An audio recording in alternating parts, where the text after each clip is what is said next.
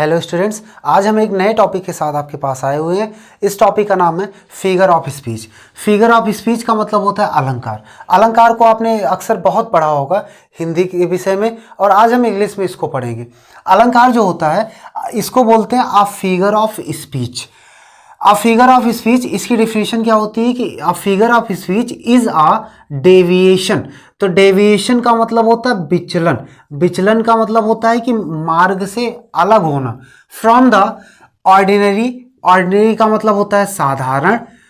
Use of words, शब्दों का प्रयोग। विथ अ व्यू, एक दृश्य के साथ। टू इंक्रीज दियर इफेक्ट, उसके प्रभाव को बढ़ाता है। तो जैसे हम इसको कंबाइन करते हैं तो इसका मतलब होता है कि अ फिगर ऑफ स्पीच, अलंकार, is a deviation from the, एक प्रकार का विचलन है, from the ordinary use of words, शब्दों के साधारण प्रयोग से। With a view to increase their effect, और हमें एक नजरिए से उसका प्रभाव बढ़ता हुआ दिखता है। हमारे यूपी बोर्ड के सिलेबस में मेनली 7 फिगर ऑफ स्पीच को ही लिया गया है, जिसमें से पहला है सिमली। सिमली की हिंदी होती है उपमा। मेटाफर, इसको बोलते हैं रूपक।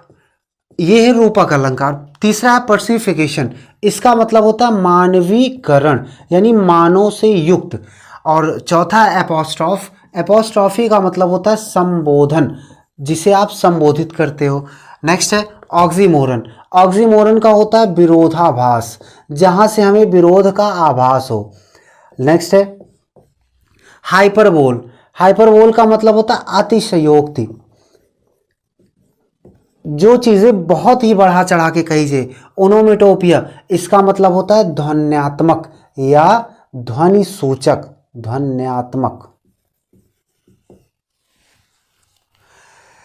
इसको पढ़ते हैं सिमली, मेटाफर, पर्सिफिकेशन, एपोस्ट्रॉफ, एपोस्ट्रॉफी पढ़ते हैं, ऑक्सीमोरन, हाइपरबोल, ओनोमेटोपिया। हमारा पहला पार्ट है सिमली। सिमली को हम समझते हैं, जो कि बहुत ही आसान है। जैसे आप देखिए, इन आ Simli comparison is made. Simli में जो तुलना होता है वो किया जाता है बिटवीन टू ऑब्जेक्ट्स, यानी दो वस्तुओं के बीच में, ऑफ डिफरेंट काइंड्स, जो अलग अलग रूप के होते हैं, इंट्रोड्यूस्ड बाई सच वर्ड्स, और कुछ इन शब्दों से पहचाने जाते हैं, जैसे कि लाइक, एज, सो। तो सबसे ज्यादा जरूरी समझने वाली बात यह है कि इसमें क्या होता है, कंपैरिजन होता है। लेकिन कंपैरिजन कहां होता है, बिटवीन टू ऑब्जेक्ट्स। पहले तो आपको यह ध्यान रखना है कि कितने ऑब्जेक्ट होने चाहिए कंपैरिजन के लिए, 2 ऑब्जेक्ट होने चाहिए।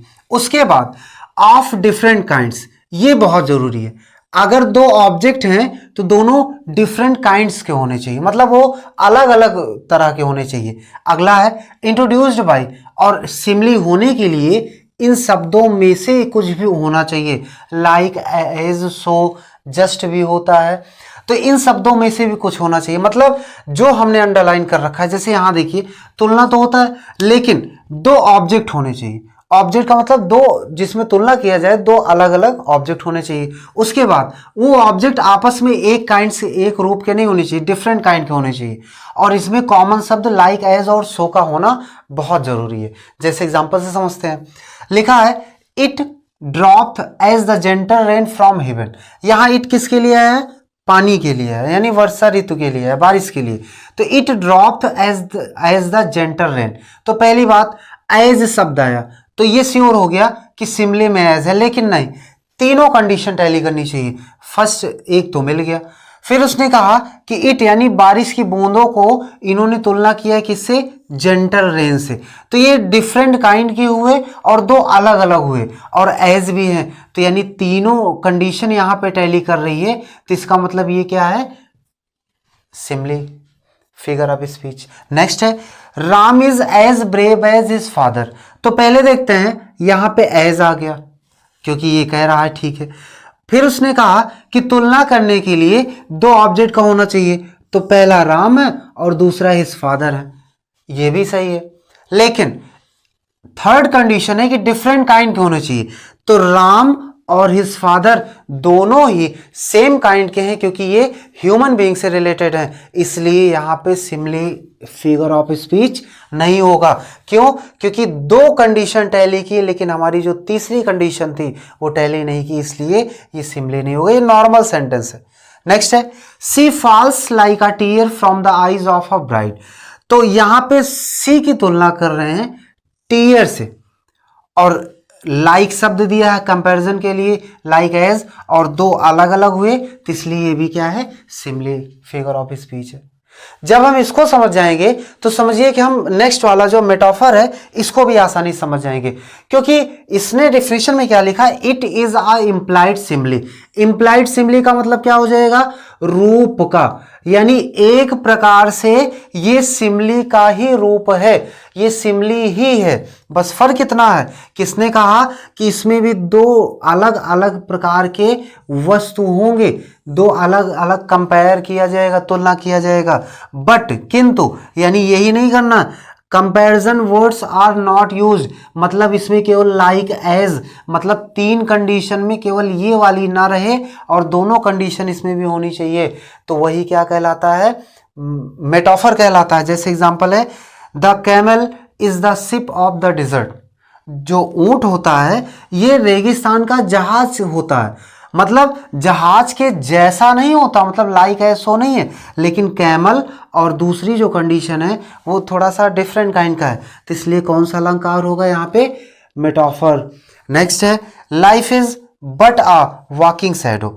लाइफ इज, यहाँ पे ये तीनों कंडीशन नहीं है, लेकिन लाइफ का जो तुलना किया जा रहा है वॉकिंग शैडो से, यानी चलता फिरता एक परछाई के रूप में किया जा रहा है, इसलिए life is but a walking shadow, यहाँ पे कौन सा अलंकार हो जाएगा, मेटाफर। नेक्स्ट है लाइफ इज अ ड्रीम। ये नहीं कह रहा है कि life is like a dream, अगर life is like a dream होता तो तीनों कंडीशन टैली करती और सिमिली हो जाता, लेकिन यहाँ पे क्या है, लाइफ इज अ ड्रीम, यानी जीवन ही स्वप्न है, तो इसका मतलब यहाँ पे सिमिली नहीं मेटाफर होगा। Life is like a dream, जैसे यहाँ लिख उठा लाइक, तो लाइफ ड्रीम ये डिफरेंट काइंड के हैं, लेकिन ये लाइक आ जाने की वजह से ये सिमिली हो गया, तो ये मेटाफर नहीं होगा, ये क्या होगा, सिमिली होगा। इसके बाद अगला है हमारा पर्सनिफिकेशन। पर्सनिफिकेशन का मतलब मैंने बताया था मानवीकरण, जो मानव से जोड़े, तो इसका मतलब क्या हुआ, we give intelligence and personality. ये कहता है कि हम आपको बुद्धिमत्ता देते हैं और एक व्यक्तित्व की पहचान कराते हैं इन एनिमेट थिंग्स, और किसमें, जो लाइफलेस है, मतलब निर्जीव वस्तुओं में ही हम क्या कर देते हैं, उसको सजीव बनाने का प्रयास करते हैं, तो वही क्या होता है, पर्सिफिकेशन। जैसे एग्जांपल भी लिखा है, death lays his icy hands on kings. Death माने मृत्यु, लेज हिज आइसी हैंड अपने बर्फीले हाथों को, ऑन किंग्स राजाओं के भी ऊपर रखता है, अर्थात जैसे लग रहा है कि डेथ मृत्यु कोई सजीव व्यक्ति है जो अपने हाथ को किसी के ऊपर रख रहा है, लेकिन यहाँ पे क्या हो जाएगा, क्योंकि ये निर्जीव होकर भी सजीव बन रहा है, जैसे लग रहा है डेथ के हैंड होता है, हाथ होता है, इसलिए क्या होगा, पर्सिफिकेशन होगा। नेक्स्ट है experience is the best teacher. Experience क्या है, एक ऑब्स्ट्रैक्ट नाउन, एक भाव है, और एक्सपीरियंस निर्जीव है, तो इसको हम सजीव नहीं बना सकते, लेकिन इस लाइन में ऐसा लग रहा है कि एक्सपीरियंस कोई टीचर है और वो पढ़ा रहा है, तो experience is the best teacher, तो इसकी तुलना बेस्ट टीचर से किया है, इसलिए ये क्या होगा, पर्सिफिकेशन। नेक्स्ट है अलाई हैज नो लेग्स।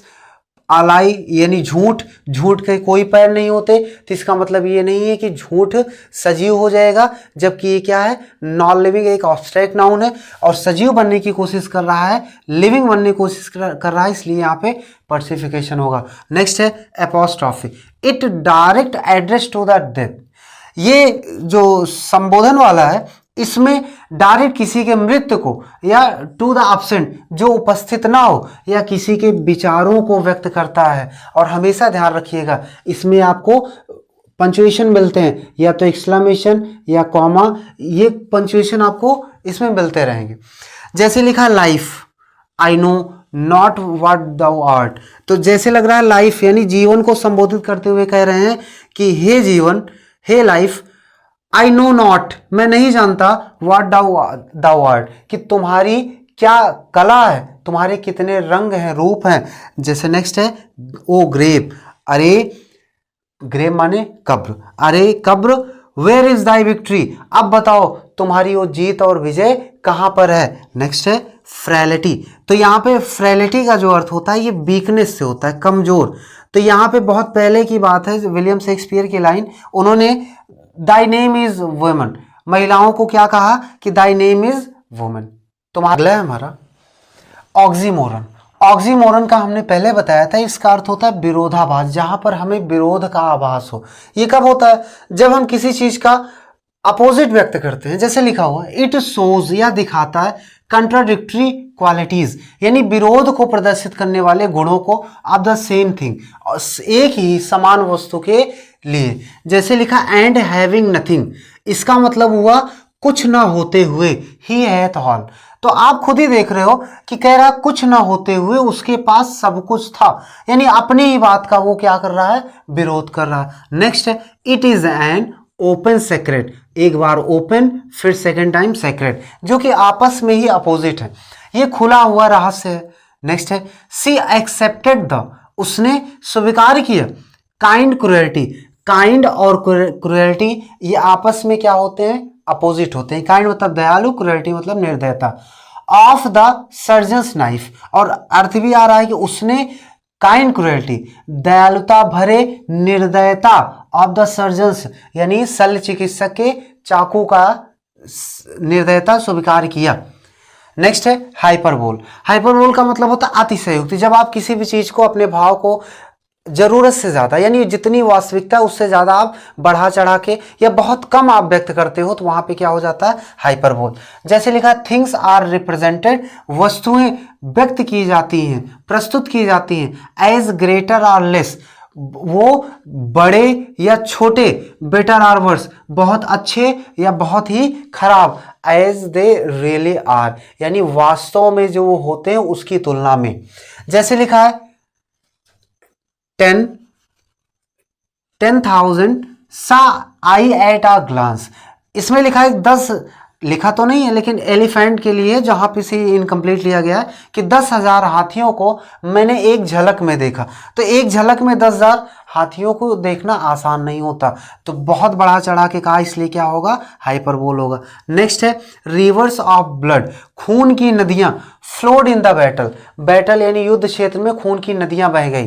देखिए खून बहना तो स्वाभाविक है, लेकिन नदियां बहना इम्पॉसिबल, तो जरूरत से ज्यादा है, तो ये भी हाइपरबोल है। The man in the cave, जो गुफा में व्यक्ति है, had the strength of 1,000 elephant, उसके अंदर हजारों हाथियों की ताकत है। तो ये भी कहना बहुत इम्पॉसिबल है कि किसी एक व्यक्ति में हजारों हाथियों की शक्ति हो, तो क्या हो जाएगा, हाइपरबोल। नेक्स्ट है ओनोमेटोपिया। ओनोमेटोपिया यानी ध्वनि सूचक, ध्वनि सूचक मतलब जिससे हमें ध्वनि का पता चले। जैसे लिखा है the sound of the word is made, इस संसार में जो आवाजें व्यक्त की जाती हैं, जो हम महसूस कर पाते हैं। I heard the water lapping on the crag, मैंने पानी को, पानी की चलने की आवाज को मैंने चट्टानों में सुना।